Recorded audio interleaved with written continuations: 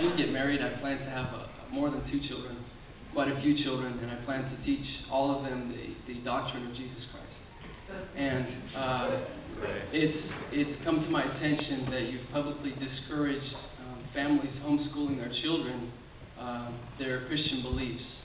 And my question is, what is your justification for a person of the Christian faith being deprived of their rights to teach their own families the truth of the Bible, when today around the globe, loving Christians who hold to the doctrines of Jesus Christ are giving their lives in sacrifice to help the poor, the needy, and the homeless?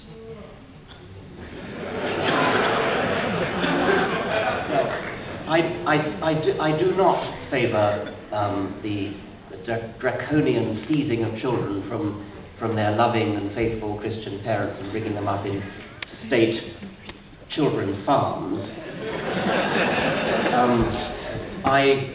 My business is consciousness raising. It's not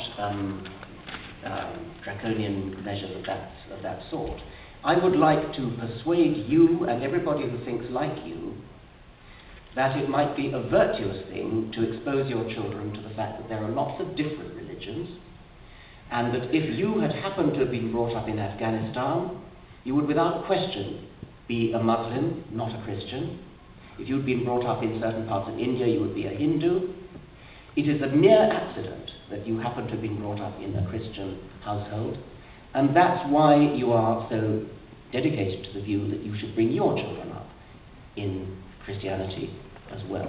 Why not let your children choose for themselves, telling them that there exist people called Christians, and you happen to be one of them, and there exist people called Jews, and people called Muslims, and people called Hindus, and people called Buddhists, and they all believe different things, and when you're old enough, you can make up your mind which one of those things you want to believe, or whether you want to believe in none of them.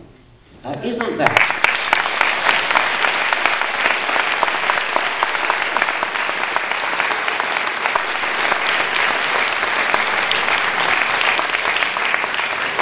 You speak of the rights of parents to, I would say, indoctrinate their children. What about the rights of children?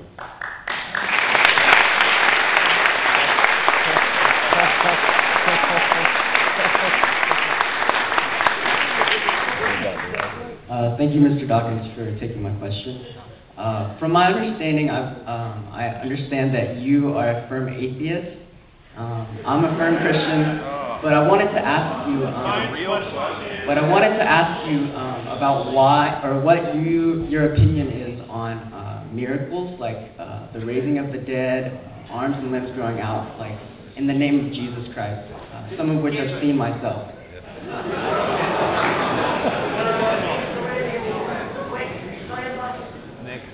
Have you ever seen a good conjurer performing? And haven't you ever said to yourself, how on earth did he do that? Well,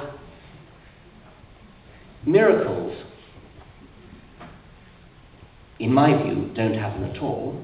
If you can provide scientific evidence for a miracle, and it's a good challenge, I mean, you could do it. You could, if you go to a lab and get it really verified under proper scientific conditions. By the way, you need more than just scientists to witness it. You need professional conjurers as well.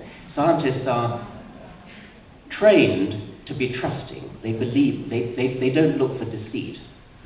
I do not know of a single well-authenticated case of a miracle which could not be explained by scientific means. I don't believe that they happen, and I think you've got to do a lot better to demonstrate that they happen than that somebody claims to have seen something happen. It's not like that. You've got to do it under proper controlled scientific conditions. There are people who are so actively willing to be fooled, once again because of their early upbringing. They desperately want to believe in miracles. They'll believe almost anything if somebody tells them that it was done by Jesus Christ, because they want it to be done by Jesus Christ. My guess is that if you're a loyal Christian, you probably don't believe that the Prophet Muhammad flew to heaven on a winged horse.